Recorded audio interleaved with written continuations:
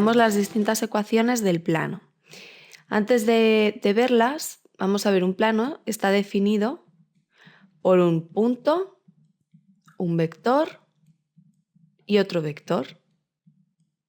De tal manera que si nosotros tenemos el plano en el espacio, por ejemplo este de aquí, ya sabéis, los planos son infinitos. Lo que pasa es que como no sabemos dibujar infinito, pues dibujamos una región del plano. Este es el plano pi. Se suele representar con letras griegas, pi, alfa, beta, etc. Entonces nosotros tenemos dentro del plano mi punto P y luego tenemos, por ejemplo, pues dos vectores, el vector U y el vector V. Estos vectores no pueden ser proporcionales, es decir, no pueden ser ni paralelos ni coincidentes.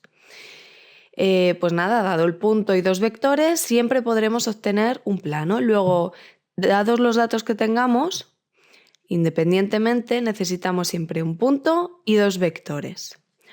O un punto, vamos a ver otro ejemplillo. Tenemos otro plano, por ejemplo el plano alfa, un punto P y el vector normal al plano, es decir, es un vector que es perpendicular al plano. Y lo vamos a llamar vector normal, con una n, y sub alfa, para indicar que es el vector normal del plano alfa. Entonces aquí mi plano alfa, estaría definido por el punto P y el vector normal. Aquí solamente necesitaría un vector, al contrario que aquí. Entonces vamos a ver las distintas ecuaciones con los distintos vectores que vamos obteniendo. La primera es la ecuación vectorial. Si os acordáis, también teníamos una ecuación vectorial cuando veíamos las ecuaciones de la recta.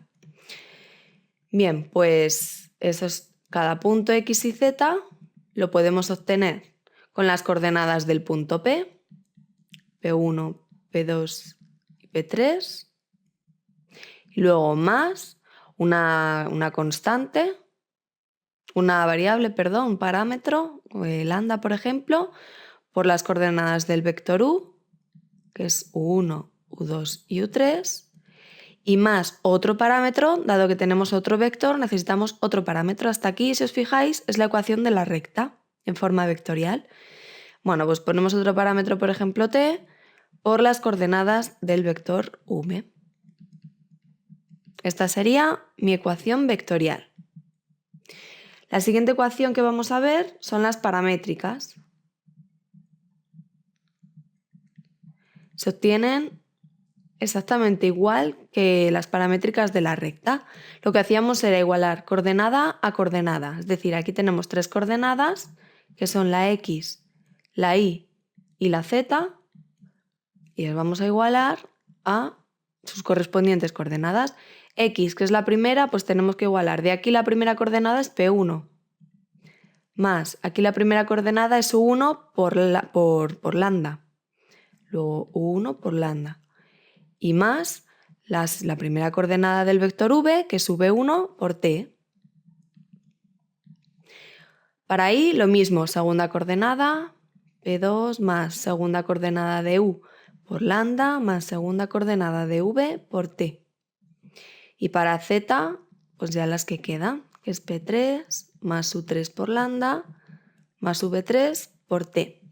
Acordaos siempre, lambda y T son valores reales, ¿vale? A medida que vamos dando valores a lambda y a T, vamos obteniendo los infinitos puntos del plano. Bueno, pues estas son las paramétricas. ¿Os fijáis? Siempre estoy usando el punto y dos vectores, refiriéndome a este plano de aquí, al plano pi. Bueno, por último tenemos la ecuación general, o también llamada las ecuaciones implícitas.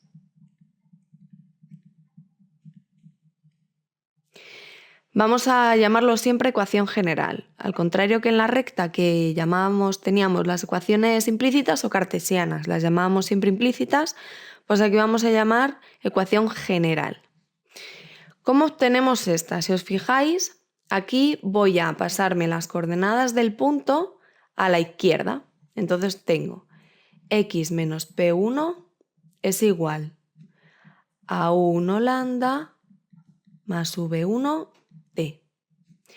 Y menos P2 es igual a U2 lambda más V2 t.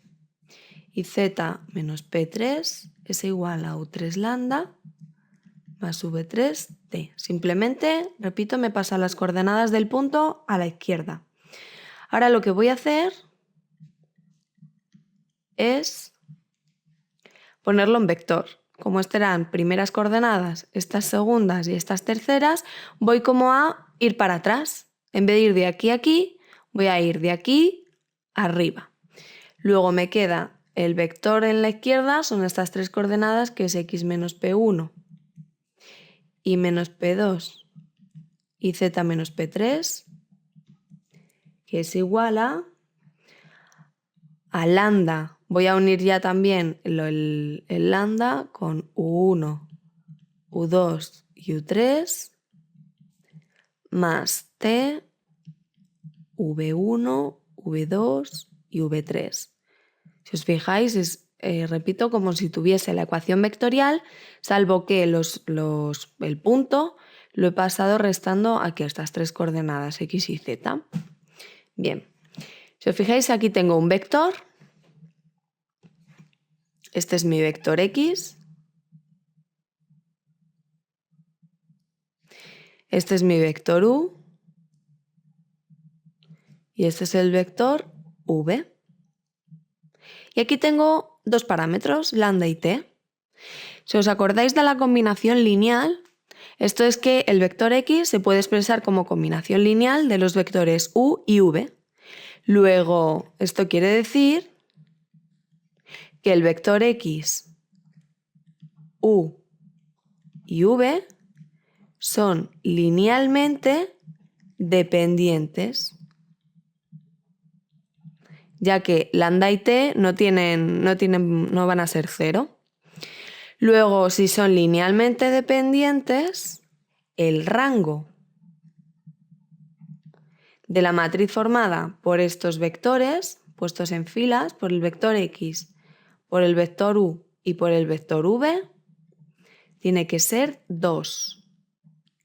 No puede ser 3, porque si es 3 es que ella es linealmente independiente, pero son dependientes. Y esto, en términos de determinante, quiere decir que el determinante formado por estos tres vectores tiene que ser igual a 0. Y de aquí voy a sacar mi ecuación general. Puesta de forma, para que lo entendáis mejor, es el determinante en la primera fila es x menos la coordenada del punto, y menos la segunda coordenada, y z menos la tercera coordenada. En la segunda fila, las coordenadas del vector u, de uno de los vectores, y en la última, las coordenadas del otro vector. Luego, igualando este determinante a 0, obtenemos una ecuación general, que es de la forma un número por x más un número por y más un número por z. Y el término independiente que nos quede. Y esto es igual a 0. Así que esta de aquí es mi ecuación general del plano, que es la que se suele pedir, la ecuación general. ¿Vale? Así que aprendeos este determinante bien y cómo obtenerlo para poder hacer los ejercicios.